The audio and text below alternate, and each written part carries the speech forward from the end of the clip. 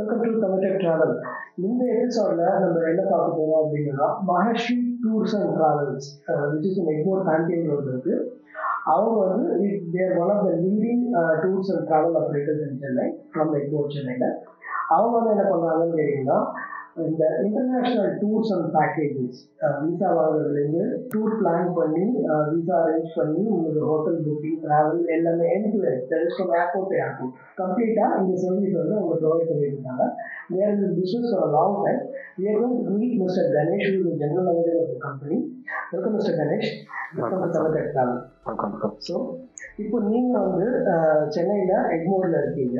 So எவ்வளோ நாளாக இந்த கம்பெனி இருக்குது? வாட் ஆர் த சர்வீசஸ் இருக்குது? சார் இந்த கம்பெனி எஸ்டாப்ளிஷ் பண்ணது வந்து ஆக்சுவலி ஹெட் ஆஃபீஸ் வந்து ஹைதராபாடு. ஓகே. இப்போது நியூவாக தான் இங்கே வந்திருக்கோம். அக்டோபர் 18 தான் லான்ச் பண்ணியிருக்கோம். பட் என்னோட சர்வீஸ் பார்த்தீங்கன்னா மோர் தென் 20 இயர்ஸாக இருக்கேன் இண்டஸ்ட்ரியில். ஓகேங்களா. இங்கே வந்து இந்த கம்பெனியில் வந்து மேனேஜராக இருக்கேன் நான். ஸோ எல்லா சர்வீஸும் பண்ணுறோம், இன்க்ளூடிங் வீசாலேருந்து tour packages, travel insurance, forex அரேஞ்ச்மெண்ட்டும் பண்ணுறோம். A to Z. ஸோ இப்போ ஒரு ஃபேமிலி ட்ராவலாக இருக்கட்டும், இல்லை ஒரு பேக் பேக்கராக இருக்கட்டும், இப்போ எங்கேயாவது ஒரு ஃபாரின் டெஸ்டினேஷனுக்கு போகணும் அப்படின்னா இப்போ அவங்க வந்து உங்களை கான்டாக்ட் பண்ணுறாங்க அப்படின்னா நீங்கள் எண்ட் டு எண்ட் சர்வீஸ் கண்டிப்பாக starting from flight booking, hotel, அதுக்கப்புறம் sightseeing, transfers, forex, insurance எல்லாமே நீங்கள் வந்து அவங்க இல்லையா? So that's very good. இப்போ வந்து நிறைய ஊர் வந்து இப்போ பீப்புள் வந்து டிராவல் பண்றாங்க. முன்ன மாதிரி கிடையாது. முன்ன மாதிரி வித்தின் இந்தியாவில தான் எல்லாரும் வந்து ஊட்டி, கொடைக்கானல் தாண்டி சிம்லா, டார்ஜிலிங், நைனிடால், காஷ்மீர் போவாங்க. இப்போ வந்து என்னன்னு கேட்டீங்கன்னா இப்போ வந்து இந்தியா வித்தின் டிராவலோட இன்டர்நேஷனல் டிராவல் சீப் ஆயிடுச்சு. இப்போ நிறைய ஃபாரின் ஏர்லைன்ஸ் இந்தியாவில் லான்ச் பண்ணதுனால அவங்க வந்து வெரி காஸ்ட் எஃபெக்டிவ் ப்ரைஸ் கொடுக்குறாங்க. இப்போ நிறைய கண்ட்ரி விசாவும் ஃப்ரீ பண்ணியிருக்காங்க. ஸோ விசா சீப்பாக இருக்கு, பட் காம்படிஷனும் அதிகமாக இருக்கு. ஸோ இப்போ அதை மாதிரி இருக்கும்போது இப்போ நீங்கள் வந்து இப்போ வந்து இன்னும் கொஞ்ச நாளில் வந்து நமக்கு வந்து சீசன் ஆரம்பிக்குது. நிறைய பேர் எல்லாம் ட்ராவல் பண்ணணும்னு நினைப்பாங்க. ஸோ இப்போ family is planning to travel out of Chennai, இப்போ சப்போஸ் இன்டர்நேஷனல் ட்ராவல் பிளான் பண்ணலாம் அப்படின்னு நினைக்கிறாங்க. ஃபர்ஸ்ட் டைம் அவங்க இன்டர்நேஷனல் போகணும்னு நினைக்கிறாங்க. As a company maharshi tours and ட்ராவல்ஸ்லேருந்து நீங்கள் என்ன மாதிரி ஒரு ப்ரிப்பரேஷன் அவங்க பண்ணணும்? What are the required documents, என்னென்ன தேவைப்படும் அப்படின்னு சார்? ஃபர்ஸ்ட் ஒரு இன்டர்நேஷ்னல் டூர் ஒரு ஃபேமிலி போகிறாங்கன்னா ஃபர்ஸ்ட் அவங்க ட்ராவல் டாக்குமெண்ட்ன்றது பாஸ்போர்ட் மெயின். ஒரு கண்ட்ரிக்கு போகணுன்னு அந்த பாஸ்போர்ட் வேலிடிட்டி இருக்கா இல்லையான்னு செக் பண்ணணும். அது செக் பண்ணதுக்கப்புறமா வந்து வீசா, நெக்ஸ்ட் வீசா, அந்த கண்ட்ரிக்கு வீசா வேணுமா வேண்டாமா அதை செக் பண்ணுவோம். தேர்டு நெக்ஸ்ட் வீசா ப்ராசஸ்னால் அதோட டாக்குமெண்டேஷன் ஒர்க்கு. டாக்குமெண்டேஷன் நாங்கள் வாங்குறது இல்லை, இது வந்து எம்பசியில் வந்து கான்செப்டில் அவங்க என்ன டாக்குமெண்ட்ஸ் வந்து ப்ராப்பராக கேட்குறாங்களோ அந்த டாக்குமெண்ட்ஸ் நாங்கள் வாங்கிப்போம். ஏன்னா அது கொடுத்தா தான் வீசாவே வரும். நான் டூரிஸ்டாக போகிறதுக்கு எதுக்கு எனக்கு இவ்வளோ டாக்குமெண்ட்ஸ் கேட்குறதுன்னு நிறைய பேர் கேட்பாங்க. இதை டிசிஷன் நான் எடுக்கிறது கிடையாது, இதை கொடுத்தா தான் வீசா வரும். ஸோ அது ப்ராப்பர் கைடன்ஸ் நான் கொடுத்துருவேன். இந்த டாக்குமெண்ட் இல்லைன்னா இந்த டாக்குமெண்ட் எடுத்துகிட்டு வாங்க, என்கிட்ட இது இல்லை சார் எனக்கு அதான் இருக்குன்னா அதுக்கு தகுந்த மாதிரி அவங்க நல்ல கைடன்ஸ் கொடுப்பாங்க. வீசா எப்படியாவது வாங்கி கொடுக்கறது என்னோட வேலை. அது எப்படியாவது அவங்க கைடன்ஸ் கொடுத்து நிறைய பேர் பண்ணியிருக்கோம். அப்புறம் ஹாப்பியாக வந்து வாங்கியிருக்காங்க. சுலேக்கால எங்களோட ஆடும் இருக்குது. நிறைய ஹாப்பி கஸ்டமர்ஸ் நிறைய பேர் இருக்காங்க, போயிட்டு வந்தவங்களும் இருக்காங்க, ரிவ்யூ நிறைய இருக்குது. ஸோ அது நெக்ஸ்ட் அதுக்கப்புறமா வந்து டிக்கெட் ஃபேர், வீசா வந்தது அப்புறமா டிக்கெட் ஃபேர் செக் பண்ணுவோம். பண்ணிட்டு ஏன்னா டேட்ஸ் வைஸ் உங்களுக்கு வந்து ஃபேர் வந்து டிக்கெட் ஃபேர் அதிகமாக தான் இருக்கும். நார்மலாக செக் பண்ணும்போது அதிகமாக தான் இருக்குது. அதிகமாக ஃப்ளைட்ஸ் பார்த்தீங்கன்னா இண்டிகோ தான். இன்னைக்கு வந்து சென்னை ஏர்போர்ட்டில் பார்த்தீங்கன்னா இண்டிகோ தான் அதிகமாக இருக்குது. எங்கே பார்த்தாலும் அந்த ஃப்ளைட்டு தான் இருக்குது. ஸோ அந்த டேட்டுக்கு பேஸ் பண்ண மாதிரி ஃபேர் வந்து எடுத்து கொடுப்போம். எடுத்துட்டு நெக்ஸ்ட் டூர் பேக்கேஜ். இப்போது வீசா டிக்கெட்டு, ஃப்ளைட் டிக்கெட் போட்டாங்கன்னா ட்ராவல் இன்சூரன்ஸ் நான் வந்து எடுத்துக்க சொல்லுவேன் மோஸ்ட்லி. ஏன்னா அது வந்து அவங்களோட சேஃப்டி. சில பேர் போகிறாங்க ஏர்போர்ட்டில் வந்து பேக் துவைச்சிடுறாங்க, உடம்பு சரியில்லாமல் போகுது. ஃபார் எக்ஸாம்பிள் எங்கே யூஎஸ்ஓ, யூகேஓ, செங்கனோ எங்கோ போகிறாங்க, உடம்பு முடியாமல் போனால் பேமெண்ட் யார் கொடுப்பா? இன்சூரன்ஸ்ன்றதா பெட்டில் அட்மிட் பண்ண முடியும். 50,000 யூஎஸ்டி எடுத்துக்கோங்க. ஆனால் அதிகமாக எதுவும் வராது. 10 days ஸ்டே பண்ணாங்கன்னா ஒரு 1,500 பஜாஜ், டாடா இதெல்லாம் நிறைய வந்துச்சு, சோழமண்டலம் நிறைய வந்துச்சு. அதில் இஷ்யூ பண்ணி நாங்கள் கொடுத்துருவோம். நெக்ஸ்ட்டு பார்த்தீங்கன்னா ஹோட்டல் பேக்கேஜ் தான். ஹோட்டல் வந்து இங்கே இந்த ஏர்போர்ட்டில் அவங்க வந்து அங்கே ஏர்போர்ட்டில் அரைவல் ஆனதுக்கப்புறமா போர்டு வச்சு நிற்பாங்க. டூர் பேக்கேஜ் பிக்கப் பண்ணுறதுக்கு நிற்பாங்க. அவங்க பிக்கப் பண்ணிட்டு ஹோட்டல் ட்ராப் பண்ணுவாங்க. ஸோ நான் கொடுத்த ஐட்னரி வழி வந்து டே 1 டே 2 டே 3 3 nights 4 days ஸ்டே பண்ணாங்கன்னா அது 3 to 4 daysக்கு வந்து கவர் ஆகிற மாதிரி பேக்கேஜ் இன்க்ளூஷன்ஸ் இருக்கும். மார்னிங் பிரேக்ஃபாஸ்ட் காம்ப்ளிமெண்ட் கொடுத்துருவாங்க டூர் பேக்கேஜஸில். நெக்ஸ்ட்டு வந்து உங்களுக்கு சைட் சீயிங், வேறு ஏதாவது அட்ராக்ஷன்ஸ் அங்கே இருக்கோ அது எல்லாமே கவர் ஆகும். எல்லாம் இந்த டூர் முடிச்சக்கப்புறமா ஏர்போர்ட் வந்து ட்ராப், இப்படி ஃபுல் கைடன்ஸ் நாங்கள் கொடுத்துருவோம் சார். இப்போ வந்து நீங்கள் சொல்கிறபடி பார்த்தீங்கன்னா உங்களுக்கு வந்து ஃப்ளைட் விசா வாங்கி கொடுத்து அதுக்கப்புறம் வந்து ஃப்ளைட் டிக்கெட் புக் பண்ணி அதுக்கப்புறம் ஃபுல் டூர் அரேஞ்ச்மெண்ட் கண்டிப்பாக. ஆமாம், கம்ப்ளீட்டாக ஏர்போர்ட்லேருந்து ஃப்ளைட் பிக்கப் பண்ணி உங்களை ஹோட்டலுக்கு போயிட்டு சைட் சீயிங் அரேஞ்ச் பண்ணி 3 nights வாட் எவர் பேக்கேஜ் பண்ணிட்டு திருப்பி உங்களை வந்து ஏர்போர்ட்ல ட்ராப் பண்ற முடியாது. Airport to airport complete package நீங்க வந்து ப்ரொவைட் பண்ணலாம்.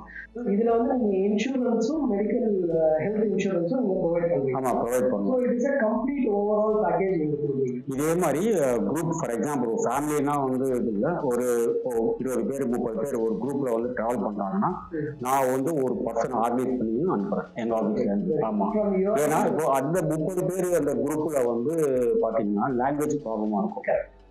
அங்கே வந்து போயிட்டு அந்த மோஸ்ட்லி நிறைய டூர் பேக்கேஜில் பார்த்தீங்கன்னா கண்ட்ரீஸில் வந்து சைனீஸ்காரன் தான் வருவான் டிரைவர் கேபா. ஸோ நம்ம ஆள் ஒருத்தங்க ரெகுலராக போகிறாள். நான் எங்கள் ஆஃபீஸ் வந்து அலீம் கான் ஒருத்தர் இருப்பார். அவர் வந்து தான் நான் வந்து ரெக்கமெண்ட் பண்ணுறது. அவர் தான் ஹாலிடேஸ் பார்த்துக்காரு கம்ப்ளீட்டாக பெஸ்ட் ரேட்டாக கொடுத்துருக்கோம். கூட போயிட்டு திருப்பி ட்ராப் பண்ண வரைக்கும் கூட இருப்பார். ஆமாம் ஆமாம், அவர் பார்த்துக்குவார் எல்லாமே. ஓகே.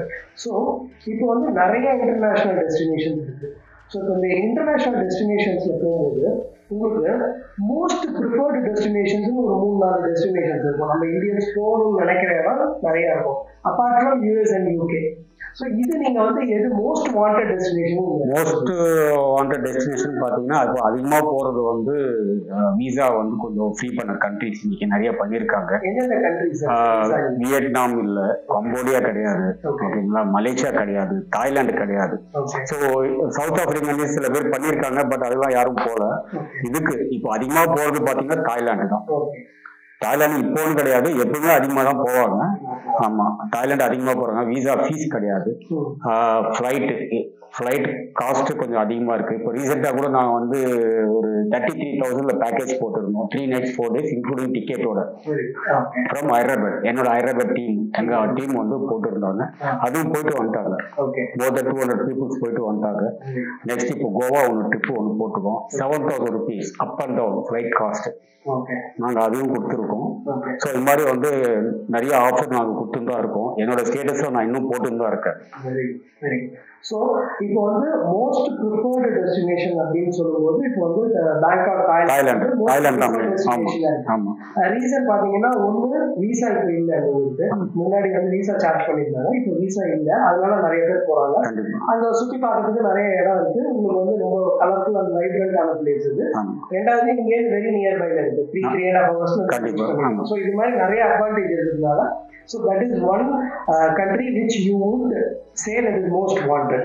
So இப்போ பேங்காக் தவிர அடுத்து என்னென்ன டெஸ்டினேஷன் ப்ரிஃபர்டு டெஸ்டினேஷன்? வியட்நாம் நல்லா இருக்கு, கம்போடியா நல்லா இருக்கு, ஸ்ரீலங்கா வந்து நிறைய பேர் போறதுக்கு பயப்படுவாங்க. ஆனா வந்து ஃபர்ஸ்ட் கிளாஸ் கண்ட்ரி நல்லா இருக்கும், ரொம்ப நல்லா இருக்கும். இப்போ இந்த கண்ட்ரீஸ்லாம் நீங்க மென்ஷன் பண்ணீங்க, இதெல்லாம் வந்து விசா கிடையாது இருக்கும் அப்படின்னு சொல்றீங்க. இப்போ ஒரு ஃபேமிலி ஆஃப் 4 இப்போ வந்து ஃபார் எக்ஸாம்பிள் வந்து இப்போ வந்து மலேசியா போகணும்னு நினைக்கிறாங்கன்னு வச்சுக்கோங்க. 3 nights 4 days போகணும்னு நினைக்கிறாங்க. என்ன காஸ்ட் ஆகும்? Approximate cost. I know there are lot of other things involve in it. ஒரு அப்ராக்சிமேட் காஸ்ட் என்ன? ஸோ அப்ராக்சிமேட்டாக நான் இப்போ ஃபார் எக்ஸாம்பிள் நீங்கள் உங்களை எடுத்துக்கிறேன் நான். இப்போ போறீங்க, உங்கள் பட்ஜெட் அந்த மாதிரி, அதாவது இது ஃபார் எக்ஸாம்பிள் சொல்கிறேன், A கிளாஸ்ல இருந்து C கிளாஸ் வரைக்கும் பண்ணலாம் பேக்கேஜ். ஓகே, சரிங்களா? A னா ஹை கிளாஸ், B னா மிடில் கிளாஸ், C னா லோ கிளாஸ். சரிங்களா? இந்த கேட்டகரியில பண்ணலாம். இல்ல சில பேர் வந்து இப்போ போடுவாங்க, எனக்கு வந்து எல்லாமே 2 ஸ்டார்லாம் வேண்டாம் சார், எனக்கு வந்து 4 ஸ்டார் 5 ஸ்டார் ப்ராப்பர்ட்டி வேணும்னா அதுக்கு தகுந்த மாதிரி காஸ்ட் போயிடும், எங்கேயோ போயிடும். 20,000 பட்ஜெட்ல பண்ணணும்னா 20,000 கொண்டு பண்ணலாம். நீங்க வந்து அவங்களோட ரிக்வயர்மெண்ட்டுக்கு ஆமா ரிக்வயர்மெண்ட் ஆமா கஸ்டமைஸ் பண்ற.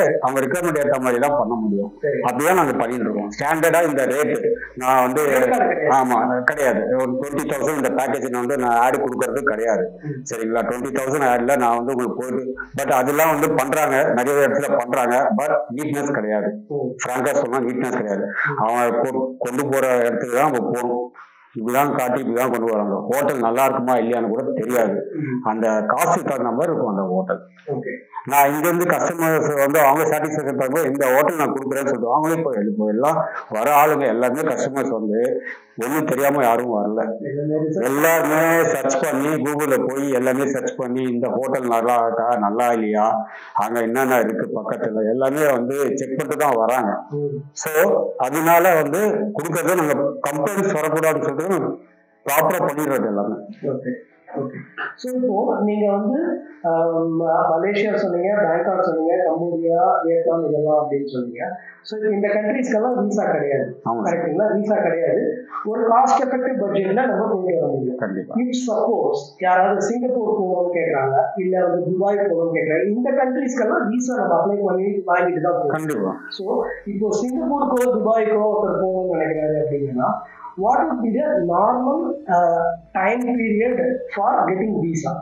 என்ன டைம்? சிங்கப்பூர் பாத்தீங்கன்னா உங்களுக்கு டைம் பீரியட் வந்து 3 to 5 ஒர்க்கிங் டேஸ். ஆமா, 3 to 5 ஒர்க்கிங் டேஸ். துபாய் பாத்தீங்கன்னா இன்னைக்கு நம்ம சப்மிஷன் பண்ணா கூட நெக்ஸ்ட் டே மோஸ்ட்லி வந்துடும். சில கேசஸ் சில விசாஸ் வந்து அந்த பாஸ்போர்ட் நம்பர்ல ஏதாவது இஷ்யூஸ் இருந்தா இமிகிரேஷன்ல ஹோல்ட் பண்ணுவாங்க. அது 1 month அவங்க விசா அப்ரூவல் ஆகி வரதுக்கு 2 months கூட ஆகும். அது வரைக்கும் நம்ம ஒன்றும் பண்ண முடியாது, வெயிட் பண்ணி தான் ஆகணும். ஆனா இது நான் சொல்றது வந்து நிறைய பேருக்கு தெரிஞ்சிருக்கும், தெரியாமலே இருக்கலாம். பட் ரொம்ப ரொம்ப வந்து ரேர் கேசஸ், எல்லாமே ஆகிறது கிடையாது. ஸோ இது துபாய் விசா நீங்க எடுத்தீங்கன்னா கூட அவங்களோட ரொம்ப பயங்கர இன்ஸ்ட்ரக்ஷன் நிறைய இருக்கு. இப்போ இந்த 30 days விசா கொடுத்துட்றாங்க. 30 daysல 1 day அவன் வந்து எக்ஸ்ட்ரா ஸ்டே பண்ணா கூட விசா யாரு வாங்கி கொடுக்குறாங்களோ அவங்க பெனால்டி 1.5 lakh. ஆமா, அவங்களோட கண்ட்ரி வந்து அவ்வளோ டஃபா இருக்கு. ஸோ அதனால நாங்கள் விசா ப்ராசஸ் பண்ணும்போது கூட இப்போ ஃபேமிலியா போறாங்கன்னா பிரச்சனை இல்லை, போனா அவங்க ஓவர் ஸ்டே பண்ண மாட்டாங்க. ஏன்னா இங்கேருந்து நாங்கள் பேக்கேஜ் போட்டு கொடுத்துருந்தாங்க. அங்கே எப்போ ரிட்டர்ன் வராங்க, இங்கேருந்து போனதுக்கு அப்புறமா அங்கேருந்து எங்களோட ஆளுங்களை வச்சு நாங்கள் அந்த ஃபோட்டோ எடுத்து அனுப்ப சொல்லுவோம். ஏர்போர்ட்டுக்கு ரீச் ஆகிட்டாங்களா பேசஞ்சர், எல்லாமே செக்இன் பண்ணிட்டாங்களா, அங்கே ஏதாவது இஷ்யூஸ் இருக்கா, ஹோட்டலுக்கு கால் பண்ணி கேட்போம் நாங்கள். அதே மாதிரி டிரைவர் ஒருத்தர் வராங்கன்னா டிரைவரும் அங்கே வச்சு போகிற ஒரு ஸ்பாட்டுக்கும் ஃபோட்டோஸ் எடுத்து ஷேர் பண்ண சொல்லுவேன். ஷேர் பண்ணிட்டு நான் குரூப்பில் போடுவேன், என்னோட எம்டிக்கு நான் அனுப்புவேன். சரிங்களா, அவரும் ஹாப்பி ஆயிடுவாரு. ஸோ இது மாதிரி நாங்களும் ரொம்ப போகிறாங்க, ரொம்ப கேர்ஃபுல்லாக பார்த்துட்டு கேர் பண்றோம். சோ கஸ்டமர் சாட்டிஸ்ஃபேக்ஷன் வந்து ரொம்ப முக்கியம். கண்டிப்பா வந்து நீங்க 100% நீங்க வந்து கேரண்டி கண்டிப்பா. ஏன்னா அவங்க போயிட்டு வர வரைக்கும் நாங்க தூக்கம் வராது. அவங்க வந்து சேஃபா போனாங்கன்னா, சேஃபா சாட்டிஸ்ஃபேக்ஷன் ஆகி வந்தாங்கன்னா அவங்க வந்து ஒரு 10 பேருக்கு சொல்லுவாங்க. அதுதான் பிசினஸ். ஸோ இப்போ வந்து நம்ம வந்து ஏஷியன் கண்ட்ரிஸ் பற்றி ஒரு அளவு பார்த்தோம். இப்போ இது அடுத்தது வந்து பார்த்தீங்கன்னா நம்ம வந்து நிறைய பேர் யூரோப் ட்ராவல் பண்ணணும் அப்படின்னு நினைப்பாங்க. யூரோப் ட்ராவல் பண்ணணும் அப்படின்னா what would be the visa process for that? என்ன மாதிரி டைம் ஃப்ரேம் ஆகும், என்ன மாதிரி காஸ்ட் இன்வால்வ் விசாக்கு?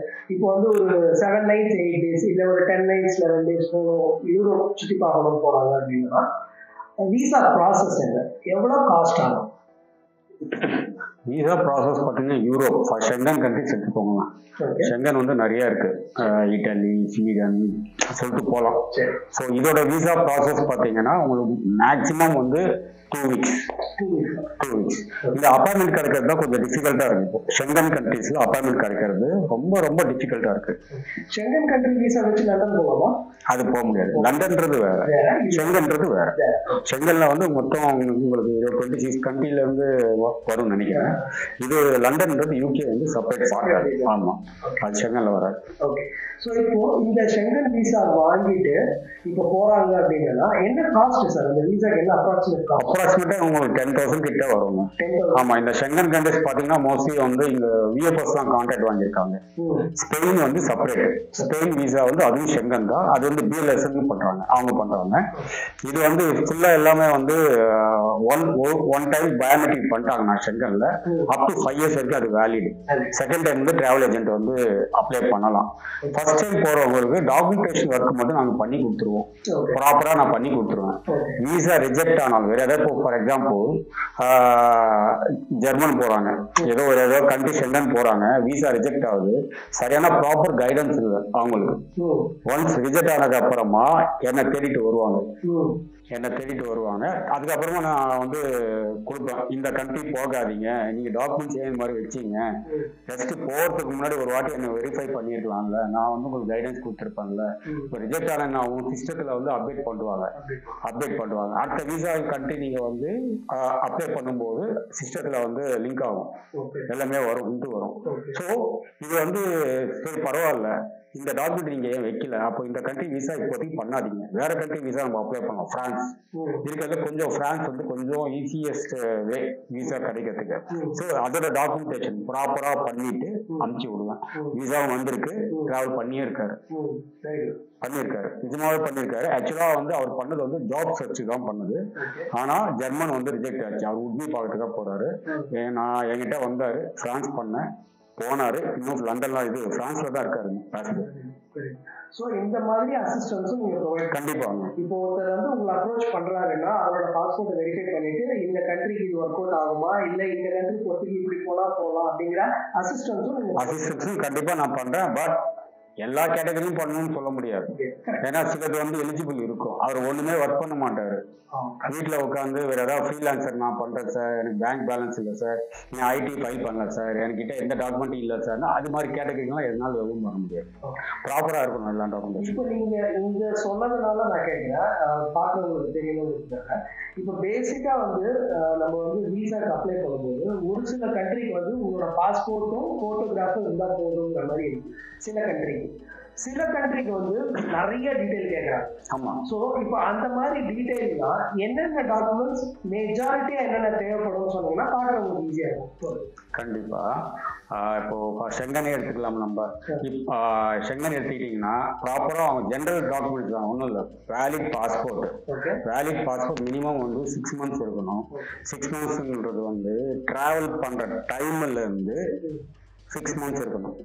சில பேர் என்ன பண்ணுவாங்கன்னா, விசா இருக்கு ஆனா பாஸ்போர்ட் வந்து வேலிடிட்டி 5 months இருக்கும், ஏர்போர்ட் அலோவ் பண்ண மாட்டாங்க. ரெண்டுமே மேட்ச் ஆகணும். அதாவது ஒன்ஸ் அந்த கண்ட்ரிக்கு என்ட்ரி ஆனதுக்கு அப்புறமா 5 months தான் இருக்கும், அது பிரச்சனை கிடையாது. இந்தியாவில் ரிட்டர்ன் வரதுக்கு பிரச்சனை இல்லை. ஆனா இங்க இருந்து டிராவல் பண்றதுக்கு 6 months மினிமம் வேலிடிட்டி இருக்கணும். இப்போ ஜென்ரல் டாக்குமெண்டேஷன் பாத்தீங்கன்னா பாஸ்போர்ட் வேலிடிட்டி, போட்டோ, ஏற்கனவே விசாக்கு யூஸ் பண்ண போட்டோ யூஸ் பண்ணக்கூடாது, மினிமம் 2 months பேக் எடுத்ததா இருக்கணும்.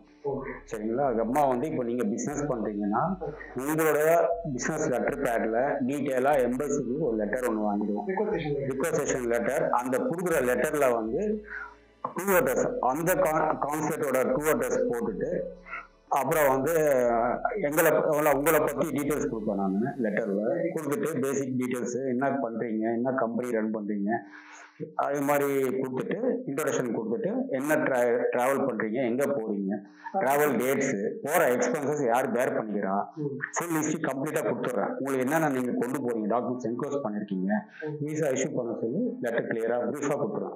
அப்போ அவன் பார்க்கும்போது படிக்கும் போதே ஒரு ஐடியா வந்துடும் கான்செப்ட்.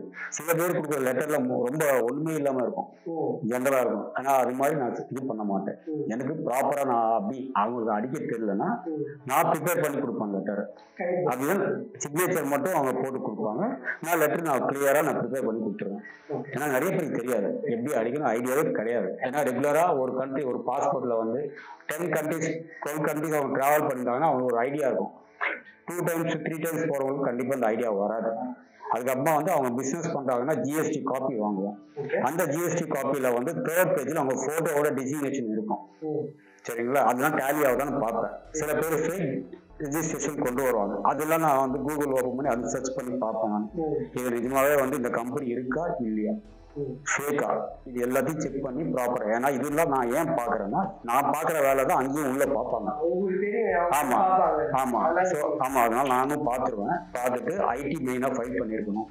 ஐடி நான் ஃபைல் பண்ணல சார், இந்த மாதிரி இது இஷ்யூ, அதுனா ஒரு லெட்டர், டிக்ளரேஷன் லெட்டர் ஃபைல் பண்ணாதனால ஒரு டிக்ளரேஷன் லெட்டர் ஒன்று என்க்ளோஸ் பண்ண சொல்லுவாங்க.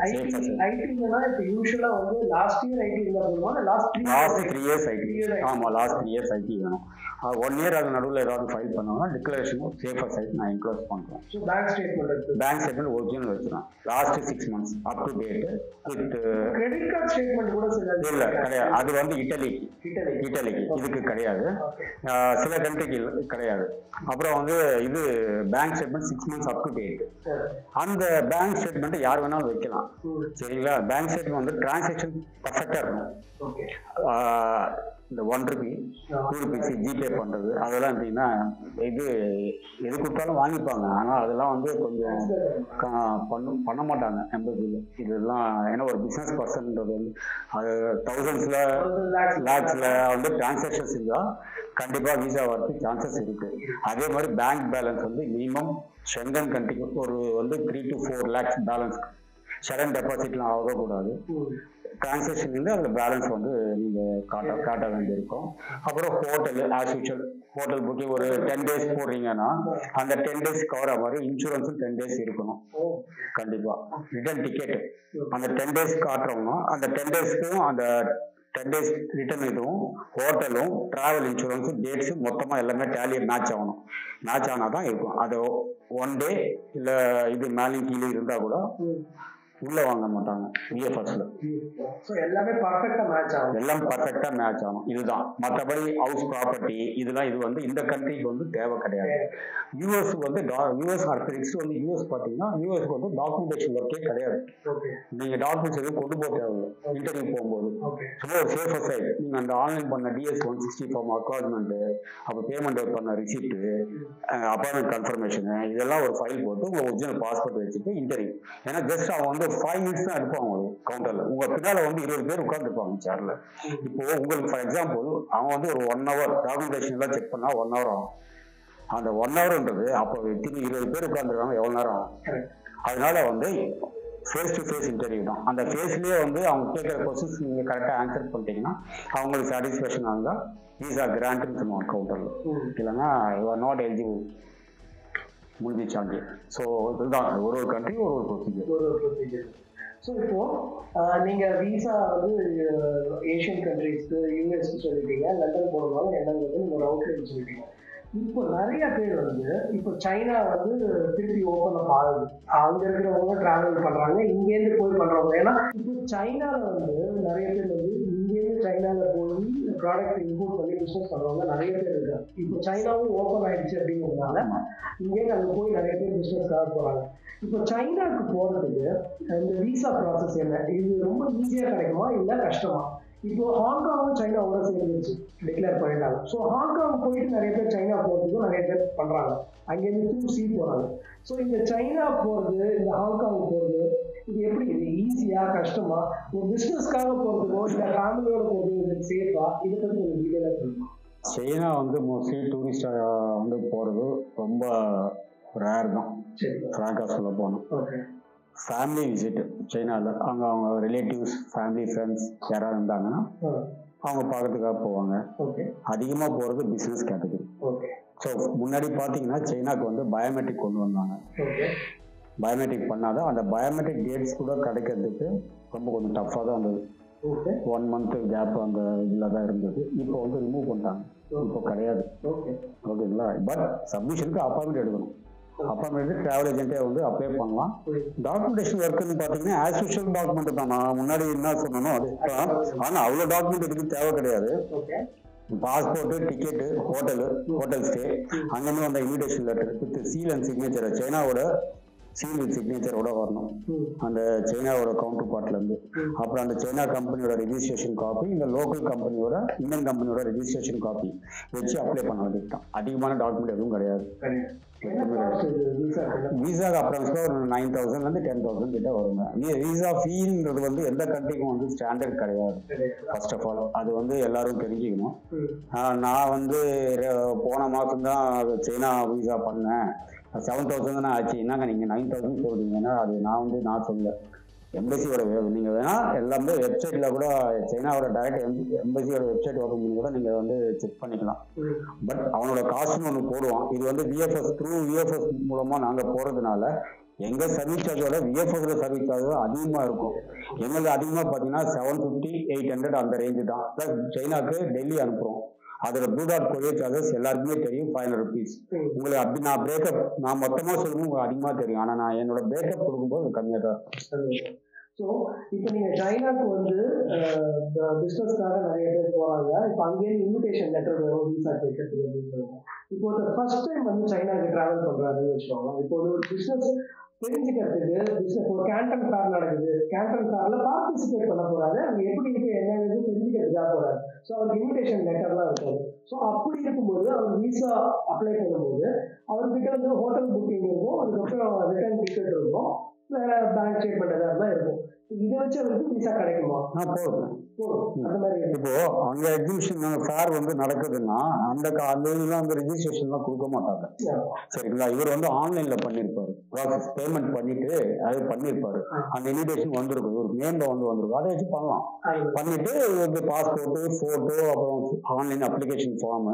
சைனாக்கு வந்து ஆன்லைன் அப்ளிகேஷன் ஃபார்ம் தான். Online application form, detail covering letter pad, அவரோட பிசினஸ் லெட்டர் பேட்ல ஒரு ஜிஎஸ்டி காப்பி, அங்கே வந்து இன்விடேஷன் டிக்கெட் காப்பி, அது போதும்.